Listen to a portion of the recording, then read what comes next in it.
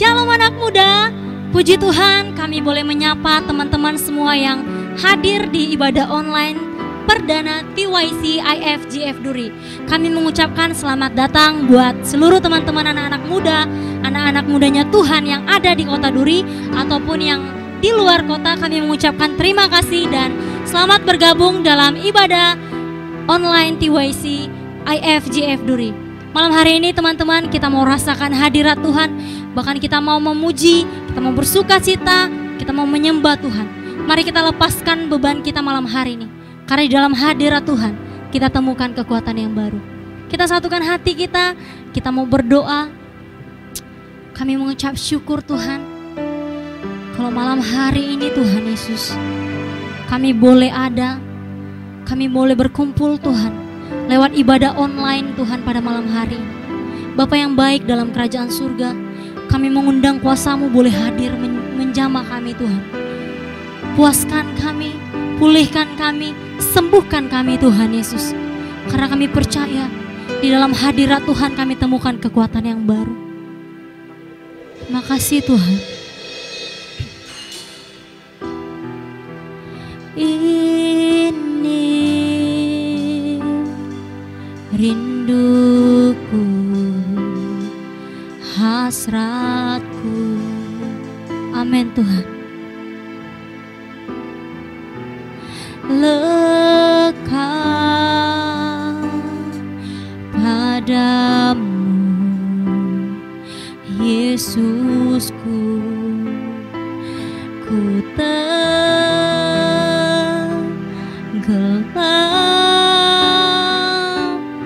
dalam-Mu,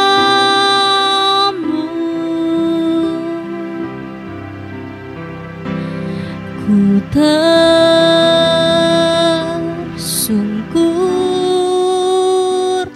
di hadir-Mu.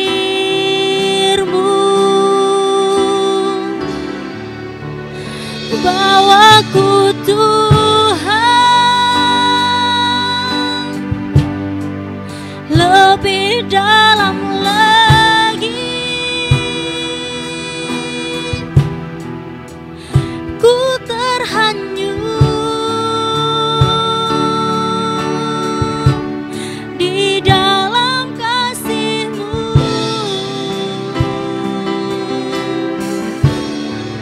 Mataku tertuju, jiwaku berseru, Kau yang puaskan dahaga hatiku. Amin Tuhan. Kau yang puaskan dahaga kami malam hari ini Tuhan. Bahwa kami terhanyut dalam hadirat Tuhan, bahwa kami menikmati hadirat-Mu malam hari ini Tuhan Yesus.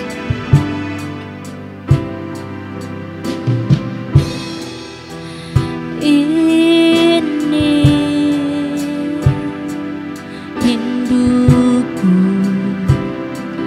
hasratku, lekat padamu Yesusku, ku tenggelam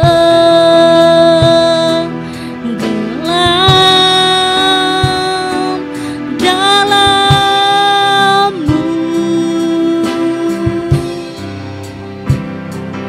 ku tersungkur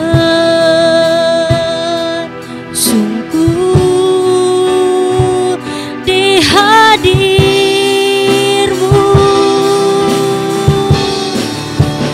Bawaku Tuhan lebih dalam lagi, ku terhanyut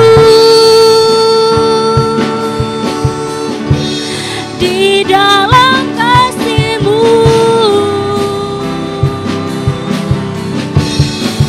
Mataku tertuju, jiwaku berseru, Kau yang puaskan dahaga hatiku. Oh, Kau aku Tuhan, lebih dalam lagi ku terhanyut di dalam kasih-Mu. Mataku tertuju, jiwaku berseru, Kau yang puaskan dahaga hatiku.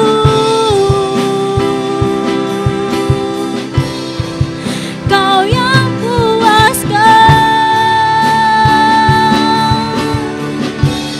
dahaga hatiku.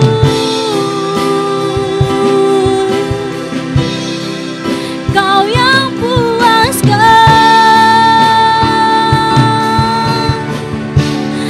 dahaga hatiku.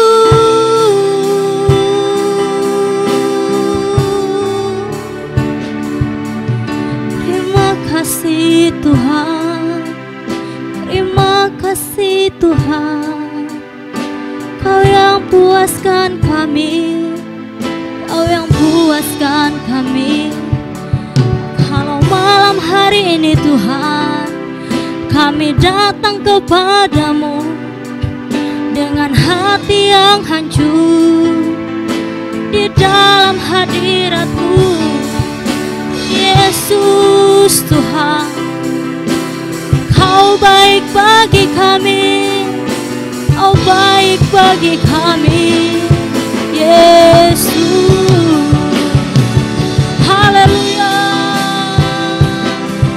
haleluya.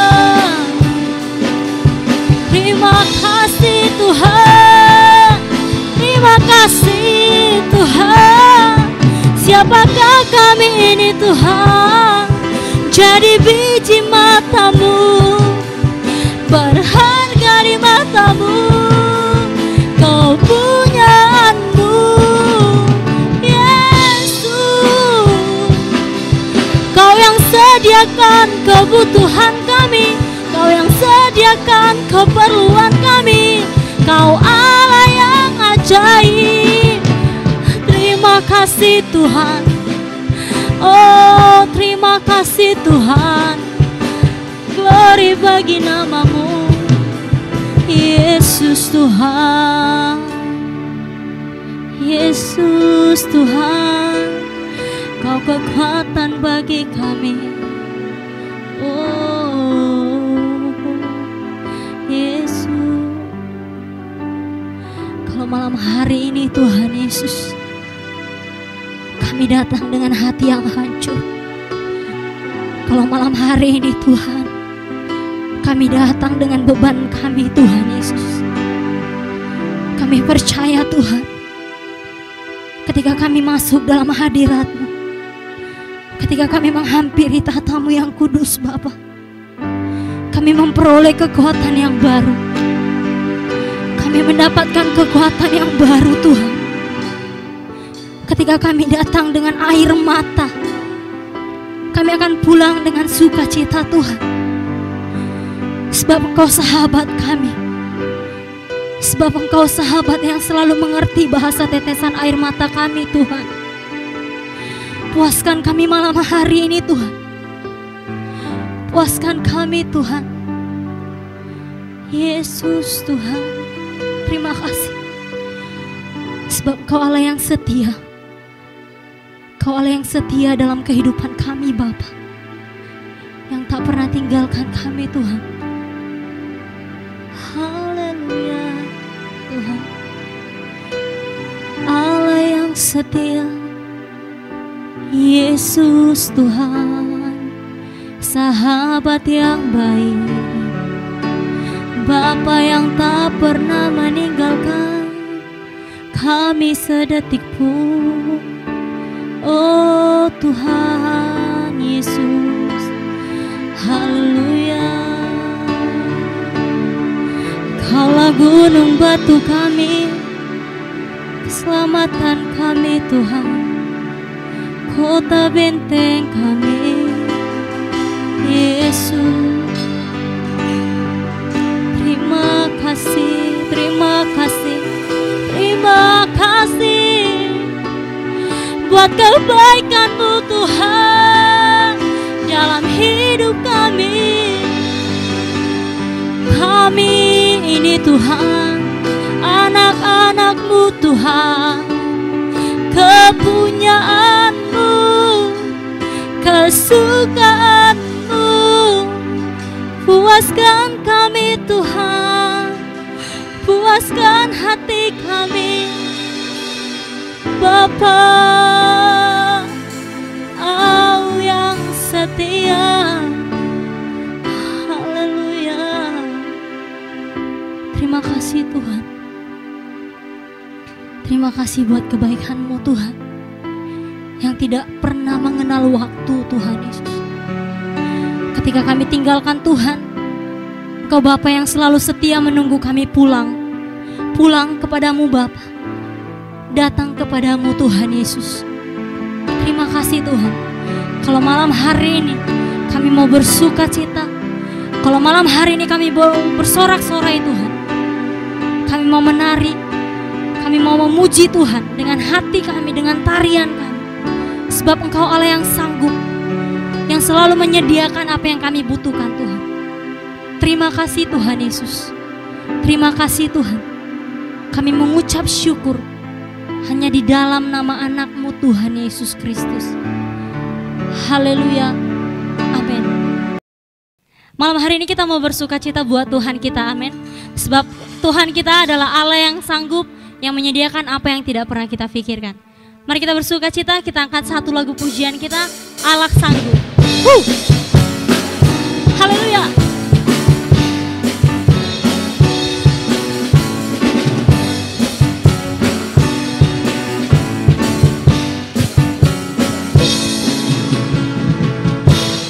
Apa yang tak pernah dilihat mata dan tak pernah didengar telinga, yang tak pernah timbul di dalam hati, semua disediakan bagi yang mengasihi Dia.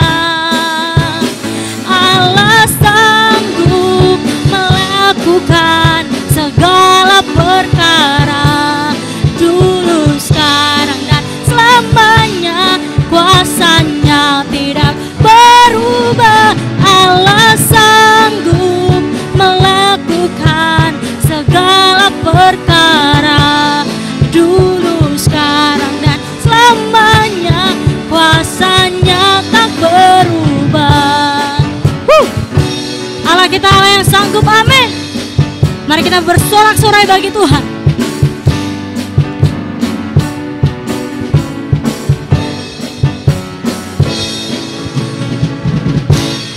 Apa yang tak pernah dilihat mata dan tak pernah didengar telinga, yang tak pernah timbul di dalam hati, semua disediakan bagi yang mengasihi Dia.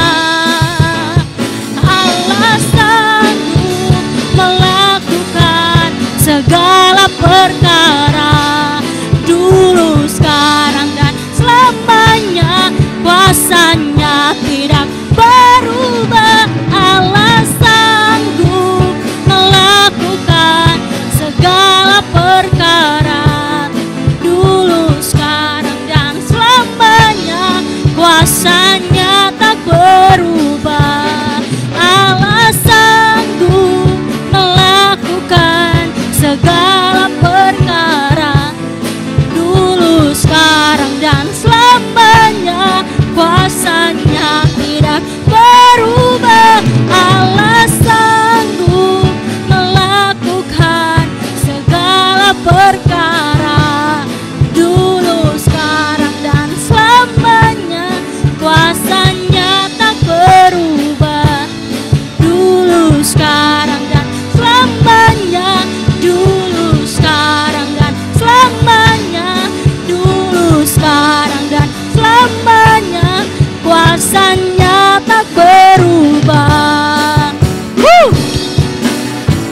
sebab Allah kita Allah yang sanggup. Amin.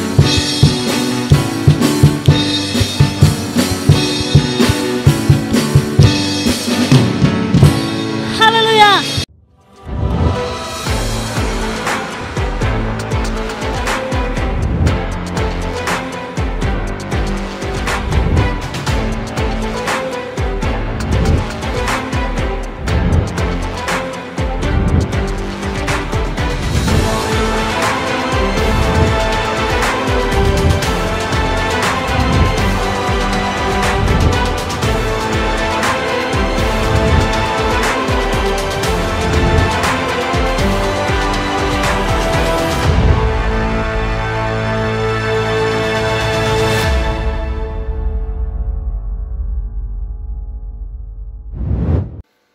Halo guys, anak muda TYC dan Youth IFGF Duri, selamat malam. Puji Tuhan kita bisa jumpa di dalam acara ibadah online yang perdana di musim COVID ini. Saya berdoa dan berharap, punya pengharapan yang besar di dalam kepengurusan youth yang baru.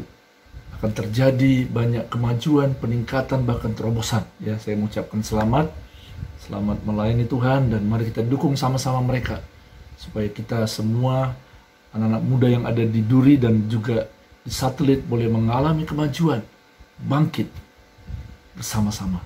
Nah, pada hari ini saya akan bawakan firman Tuhan dengan tema give up or get up, yang artinya mau menyerah atau mau bangkit.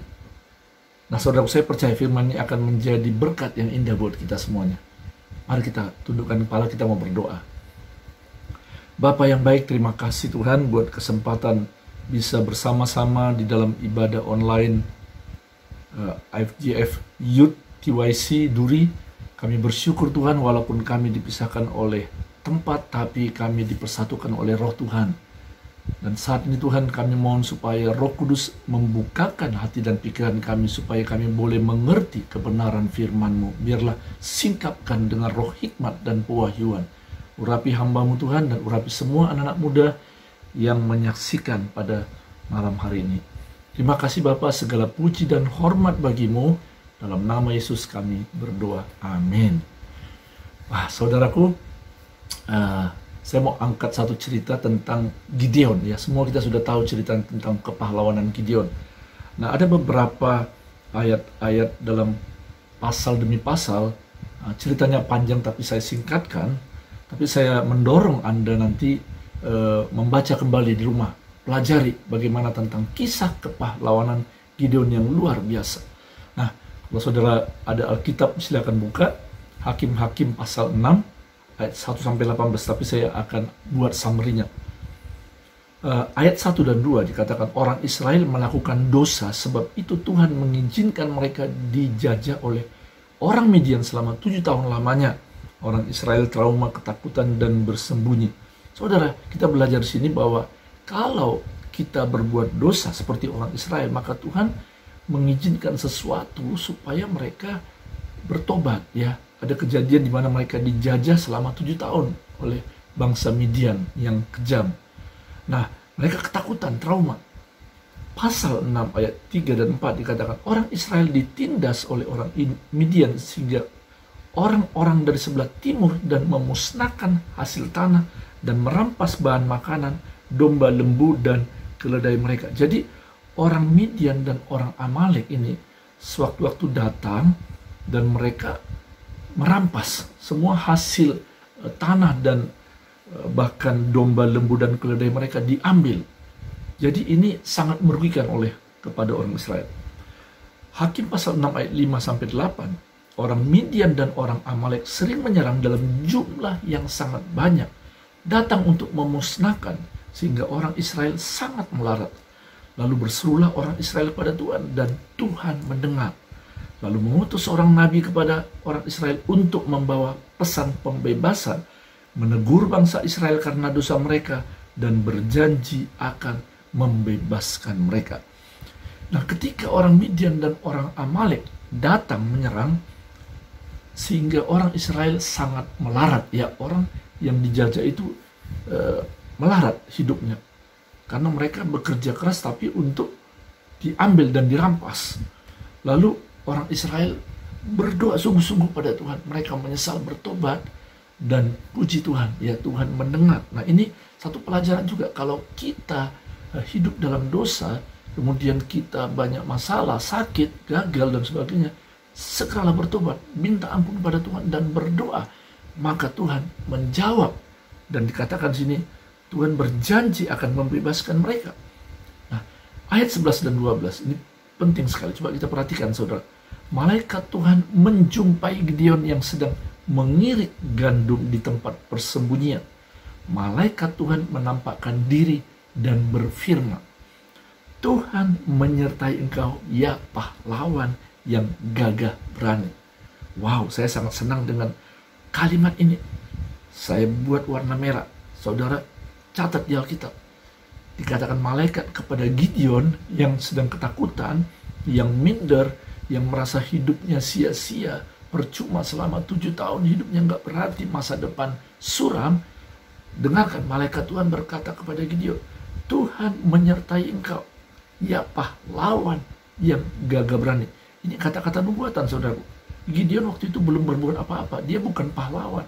Dia orang yang pengecut, yang ketakutan, bersembunyi, belum melakukan sesuatu apapun buat bangsanya, buat keluarganya. Tapi Tuhan berkata, Tuhan menyertai engkau, ya pahlawan yang gagah berani. Luar biasa.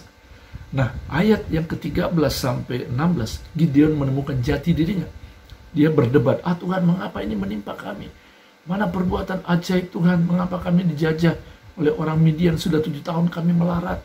Lalu Tuhan berkata, pergilah dengan kekuatanmu, bebaskan orang Israel dari cengkraman Midian.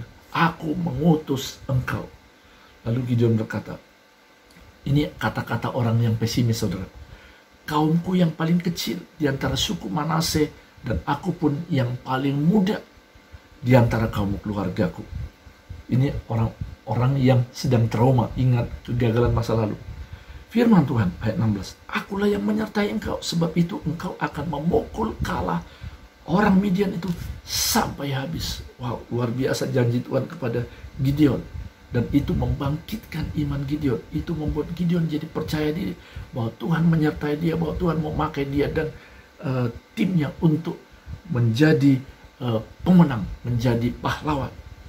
Nah, saudaraku, saya mengajak kita untuk melihat, judulnya adalah give up or get up.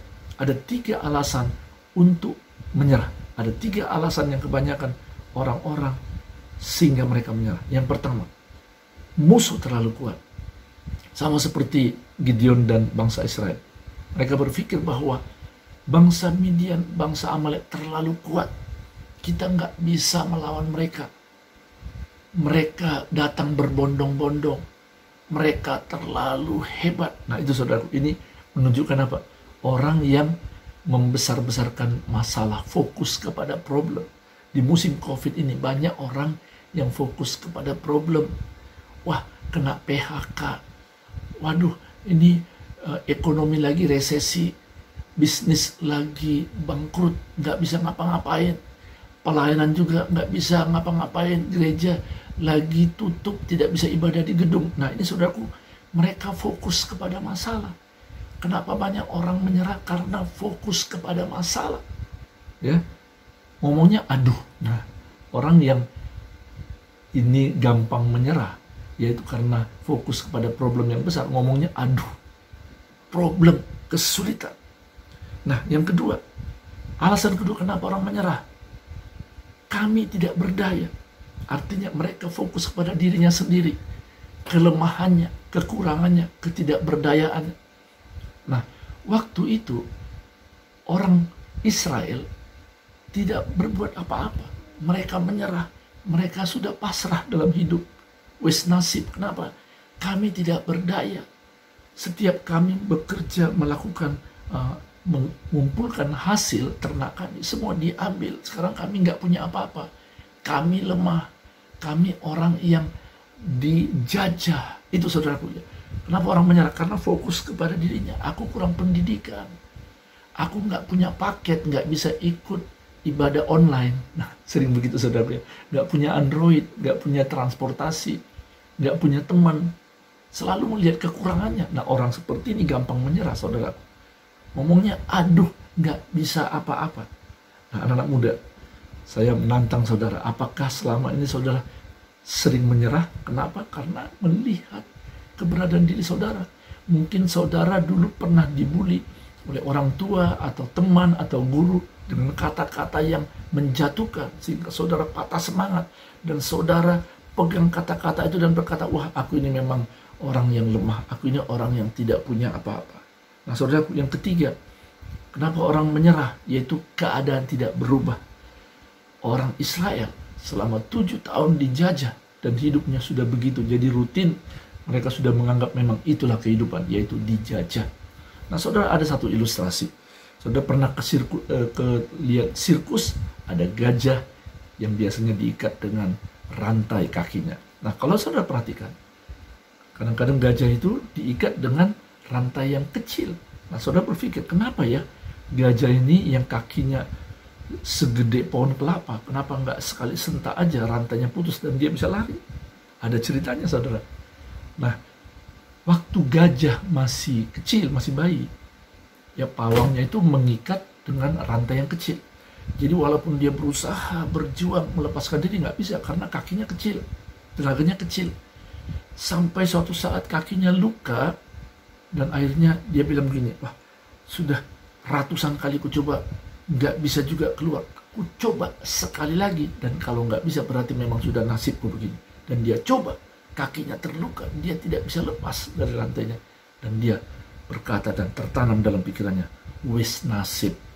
Sudah dari dulu aku sudah coba, tidak bisa keluar daripada rantai ini. Nah, inilah akhirnya, saudaraku, walaupun gajah itu bertumbuh besar dan kakinya gede sebesar kelapa, pohon kelapa, tapi mentalnya sudah tertanam, wis nasib.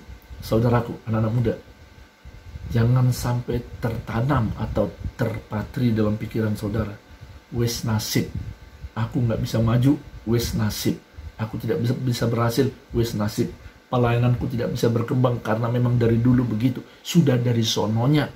Mana mungkin sudah 6 bulan COVID, nggak ada perubahan, tidak ada bisnis, tidak ada pelayanan, tidak ada perkembangan di dalam usaha saya. Mana mungkin, wis nasib, keadaan tidak berubah, menyerah. Saudaraku, banyak orang seperti itu. Nah, pogos dohami, karena opung saya pogos, bapak saya pogos, maka saya pun pogos, menyerah. Saudaraku, itulah alasan kenapa banyak orang menyerah, karena trauma masa lalu. Fokusnya adalah kegagalan masa lalu. Don't live in the past. There is no future in the past. Saudaraku, anak-anakku, adik-adikku yang kukasih, jangan sampai tertanam dalam pikiran saudara trauma masa lalu, sehingga saudara seperti bangsa Israel yang hidup dalam ketakutan. Saudara, kadang-kadang kalau orang sudah trauma dan sudah bertahun-tahun, mereka menikmati masa-masa di dalam trauma itu. Jadi mereka menikmati kesedihan, kemalangan, kegagalan. Jangan sampai begitu, saudaraku. Seperti gajah tadi, ya, mereka menikmati kakinya diikat dengan rantai bertahun-tahun, padahal sebenarnya itu adalah karena pola pikir mereka, yaitu mental loser, orang yang kalah, saudaraku. Nah, mari kita lihat, ada 3 alasan untuk bangkit. Kalau tadi 3 alasan untuk give up, yaitu fokus kepada masalah, besarnya masalah, fokus kepada kelemahan, keterbatasan diri kita, dan fokus kepada trauma, kegagalan masa lalu kita. Nah, yang sekarang kita lihat 3 alasan untuk bangkit. Perhatikan, saudaraku. Setelah Gideon, dia ditemui oleh malaikat, dan malaikat berkata, hai pahlawan yang gagah perkasa, dia baru sadar Tuhan menyertai engkau, melalui engkau nanti Tuhan akan membebaskan bangsa Israel dari penjajahan Midian dan Amalek. Baru dia sadar, saudaraku. Nah, ini artinya gambar diri yang dipulihkan. Ketika Anda dan saya sadar siapa diri kita dalam Kristus, maka disitulah kita baru mengerti, oh, ternyata saya punya potensi. Oh, ternyata saya Raja Wali, bukan ayam. Saudara, dalam gambar ini ada kisah di mana seekor anak Raja Wali kesasar. Jadi dia terperangkap di dalam kandang anak ayam. Nah, bulan demi bulan dia hidup dan dia merasa bahwa dia adalah bagian daripada ayam. Padahal kita lihat saudara bahwa bentuknya lain dibandingkan dengan kawan-kawannya anak-anak ayam yang lain. Nah, suatu saat dia bertanya kepada induk ayam. Nah, dia lihat ada burung raja wali terbang. Dia bilang, "Mama," ini bahasa ayam saudara, "itu apa?" "Wah, itu raja wali." "Kok mirip dengan saya? Apakah saya raja wali?" Mamanya bilang, "Bukan, kamu ayam." Dia diam saudara. Besok ketemu lagi. Dia lihat lagi raja wali terbang. Dia tanya sama kawan-kawannya, "Itu raja wali?" "Iya." "Saya raja wali?" "Bukan, kamu ayam." Saudaraku, apa yang terjadi? Jadi anak raja wali ini dia tidak sadar bahwa dia adalah raja wali, dan dia ditanamkan pada dirinya bahwa dia adalah ayam karena dia berada dalam lingkungan ayam. Saudaraku, hati-hati, jangan berada di dalam lingkungan ayam. Nanti saudara merasa bahwa saudara adalah anak ayam, saudara adalah ayam, padahal sebenarnya saudara adalah raja wali. Saya sedih melihat saudaraku ya, dan saya bisa melihat bukan hanya anak muda, tapi banyak orang Kristen, ya kalau raja wali itu kumpulnya sama raja wali. Orang raja wali itu berbicara tentang visi, berbicara tentang kemungkinan, berbicara tentang program strategi, berbicara tentang masa depan, berbicara tentang apa yang mau kita lakukan gitu saudaraku ya. Tapi ada juga sekelompok ayam ya, yaitu ayam itu kalau ada hujan dikit langsung langsung sembunyi di kandang, itu ayam saudara. Kalau raja wali ada tantangan, dia malah dia terbang tinggi di angkasa. Nah, ayam ini bicaranya gitu saudaraku ya, bicara kekecewaan, ya nyindir orang, nyindir gembala, nyindir guru, nyindir pemimpin. Nah, itu ayam saudaraku ya. Ayam itu di situ-situ aja saudara. Dia makanannya itu sampah-sampah. Ngomongnya ngomong-ngomong yang negatif, sampah. Itu ayam saudara. Nah, hati-hati. Jangan bergaul atau sering-sering kumpul dengan ayam. Nanti saudara nggak sadar bahwa saudara adalah raja wali, tapi karena lingkungannya ngomongnya ayam, ayam kita ayam, kau ayam, saya ayam, maka saudara sampai nanti tuanya, sampai matinya, saudara akan hidup seperti ayam. Padahal sebenarnya saudara adalah raja wali. Nah, Gideon sadar, dia dipulihkan gambar dirinya. Wah, ternyata saya raja wali. Saya ditetapkan Tuhan untuk memimpin bangsa ini. Nah, saudaraku, yang kedua, alasan kedua untuk bangkit. Nah, ini kita lihat ada gambar Nick Vujicic. Saudara sudah tahu ceritanya. Dia tidak punya tangan, tidak punya kaki, tapi dia melakukan hampir seluruh kegiatan manusia normal. Saudara sudah tahu ceritanya. Nah, alasan ini adalah gambar yang kedua, yaitu alasan kenapa kita bangkit, yaitu penyertaan Tuhan. Pegang janji-janji Allah, miliki visi besar. Nah, Gideon, dia bangkit. Dia bangkit karena apa saudara? Karena Tuhan sudah berjanji buat dia. Tuhan sudah memberikan konfirmasi yang jelas. Saudara nanti baca dalam kisah hakim-hakim. Ada beberapa konfirmasi yang Tuhan berikan supaya dia yakin bahwa Tuhan menyertai mereka. Jadi inilah alasan kuat bagi Gideon, dia harus bangkit, get up. Karena apa? Ada janji Tuhan, ada konfirmasi dari Tuhan, ada visi yang diberikan Tuhan. Wow, Tuhan itu dahsyat, dikatakan saudara.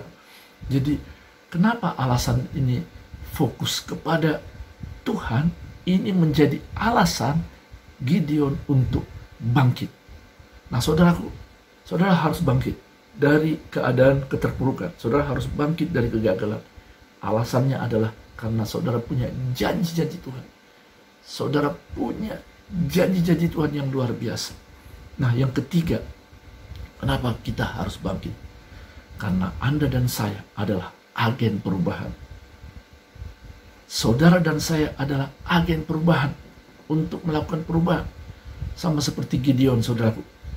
Kalau dia tidak bangkit, maka mereka akan seumur hidup, tidak hanya 7 tahun, tapi keturunan Gideon dan orang-orang Israel akan terus dijajah.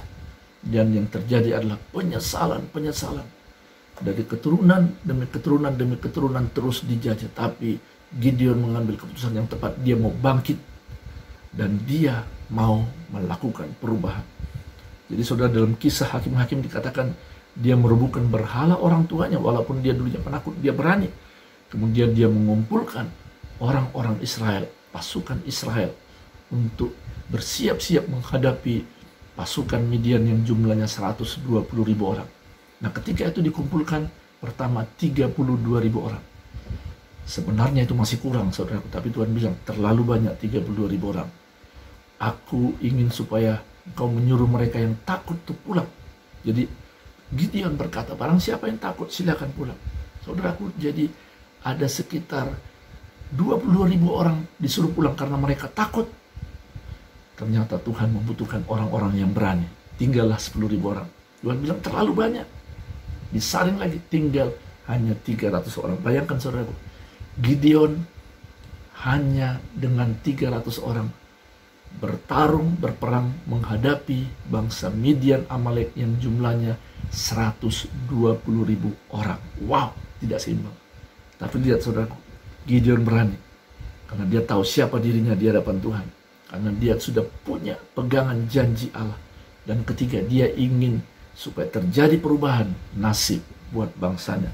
Dan saudara sudah tahu ceritanya. Akhirnya Gideon dan 300 orang itu menang karena mereka taat dengan cara Tuhan, strategi Tuhan. Dan mereka menang. Dan tadinya mereka dijajah, sekarang mereka memimpin.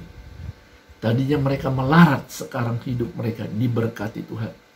Tadinya mereka ketakutan karena terancam bahaya, sekarang hidup mereka aman dan dilindungi Tuhan. Saya bacakan Hakim-Hakim pasal 8 ayat 28. Demikianlah orang Midian tunduk kepada orang Israel. Wow. Saudaraku, dulu orang Midian menjajah orang Israel.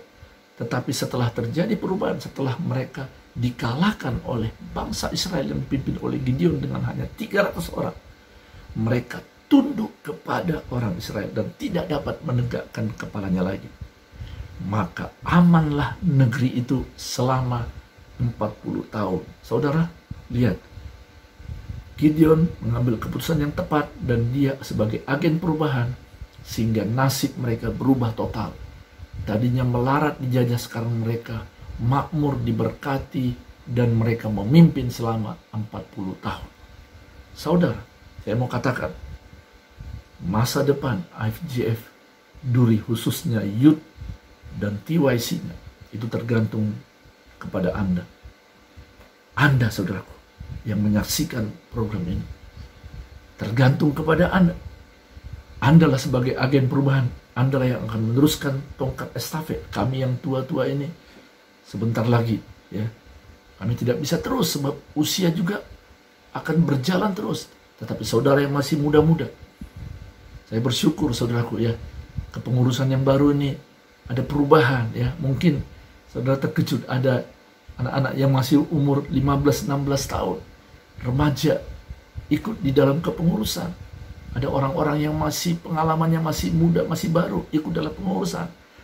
Tapi kita berani melangkah, kita harus membuat perubahan. Saya percaya saudaraku ya, IFGF Youth TYC, masa depannya cerah. Ini akan membawa dampak tidak hanya kepada IFGF Duri dan satelitnya, tapi juga kepada kota-kota lain, bahkan di luar Pulau Sumatera, bahkan Indonesia, bahkan bangsa-bangsa. Kenapa saudara? Khususnya pelayanan online ini bisa menjangkau tempat-tempat yang jauh di luar pikiran kita, di luar kota, bahkan di luar Indonesia. Nah saudara, karena itu kita harus berubah, kita harus berani berubah. Nah ini saudara gambar IFGF Duri 1996. Sebentar lagi kita akan ulang tahun yang ke-24. Setiap saya melihat gambar ini saudara, saya terharu. Kenapa saudaraku? Saya mengingat perjalanan panjang di mana masa-masa sulit pada waktu itu. Gereja ini dibangun dengan air mata, dengan doa, dengan puasa, dengan pengorbanan, dengan komitmen. Ada saat-saat di mana kami, saudaraku ya, saya dengan Ibu Reni dan juga kawan-kawan, kami sudah hampir putus asa. Pilihan ada dua, give up or get up. Tapi puji Tuhan kami tidak sampai give up. Puji Tuhan saya dengan istri tidak sampai give up. Tapi kami get up kembali. Nah, saya mau tantang saudara anak-anak muda. Jangan engkau sampai give up. Apapun tantangan persoalan yang engkau hadapi saat ini, masalah keuangan, masalah sekolah, masalah jodoh, masalah pelayanan, masalah hubungan dengan orang-orang lain. Jangan give up. Tetapi you must get up. Engkau harus bangkit, saudaraku. Ada 3 alasan untuk bangkit. Yaitu saudara menyadari siapa diri Anda di hadapan Tuhan. Kemudian saudara menyadari bahwa Tuhan menyertai Anda. Dan yang ketiga, saudara sebagai agen perubahan. Kalau bukan saudara, siapa lagi? Kalau bukan sekarang, kapan lagi? Nah, saudaraku, saya ngambil kesimpulan dari renungan saya hari ini. Give up atau get up. Dalam give up, tadi sudah dikatakan, orang yang fokus kepada problem, fokus kepada kelemahan, fokus kepada trauma. Apakah saudara sedang fokus kepada 3 hal ini? Dikit-dikit nggak bisa. Dikit-dikit, wah nggak ada. Dikit-dikit nggak ada paket. Wah nggak bisa, nggak ada Android, nggak ada paket, nggak ada Android. Saya kalau mendengar itu, saudara, saya berpikir, wah ini calon-calon give up nih, saudara ya. Tapi saudara mau get up, mau bangkit, mau lakukan terobosan, ada 3 hal, 3 alasan. Saudara punya potensi yang besar. Saudara Raja Wali. Tuhan menyertai saudara. Tuhan yang di dalam diri saudara lebih besar dari semua persoalan saudara. Lebih besar dari roh-roh yang ada dalam dunia ini. Dan yang ketiga, alasannya adalah saudara membuat perubahan. Take action. Seek opportunity. Lihat kesempatan. Ya, beberapa minggu yang lalu saudara pengurus sudah berbicara tentang SWOT, ya, strength, weakness, opportunity, dan threat. Lihat kesempatan. Saudara punya strength. Jangan hanya fokus kepada weakness saja. Jangan hanya fokus kepada threat-nya saja, ancaman saja. Tapi fokuslah kepada strength dan juga opportunity. Oh, begitu banyak peluang yang Tuhan sedang buka kepada kehidupan saudara, khususnya pelayanan IFGF, Duri, Youth, dan TYC. Nah, saudaraku, saya mengajak kita di akhir session renungan singkat hari ini. Mari saudaraku, ambil keputusan. Saudara mau give up atau get up? Saudara mau menyerah atau bangkit? Amin. Mari kita berdoa.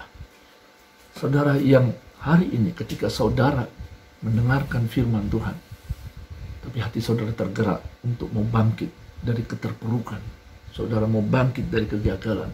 Saudara mau bangkit daripada kemalasan. Dan saudara mau bangkit daripada trauma masa lalu. Renungkanlah, inilah waktunya. Renungkanlah. Tuhan itu mau merubah saudara. Dia bisa membalikkan keadaan. Lihat bangsa Israel yang tadinya dijajah, tapi karena mereka mau bangkit, Tuhan rubah. Mereka menjadi pemenang. Mereka menjadi memimpin dan rakyat diberkati dan makmur selama 40 tahun. Saudaraku, hari ini ambil keputusan. Saya mau berdoa kepada saudara. Bagi saudara yang mengambil keputusan, saya tidak melihat saudara, angkat tanganmu. Pegang dada saudara. Pegang hati saudara. Saat ini saya mau berdoa. Bapa di surga, Engkau lihat anak-anakku, adik-adikku yang saat ini yang mau meresponi firman ini dan berkata, aku mau bangkit ya Bapa. Aku mau bangkit ya Tuhan. Aku tidak mau give up. Tuhan, lihatlah tangan mereka. Lihatlah kesungguhan hati mereka. Aku berdoa di dalam nama Yesus. Pulihkan hidup mereka. Jamah mereka Tuhan. Dalam nama Yesus. Supaya mereka boleh menyadari siapa dirinya di hadapan Tuhan. Kejadian mereka dahsyat dan ajaib. Dan jiwa mereka menyadari. Supaya mereka boleh mau bangkit ya Tuhan. Tidak teringat lagi, tidak fokus lagi kepada problem, kelemahan diri dan trauma masa lalu. Tapi mereka fokus kepada potensi. Fokus kepada penyertaan Tuhan. Dan fokus kepada opportunity yang Tuhan sedang buka di dalam kehidupan mereka.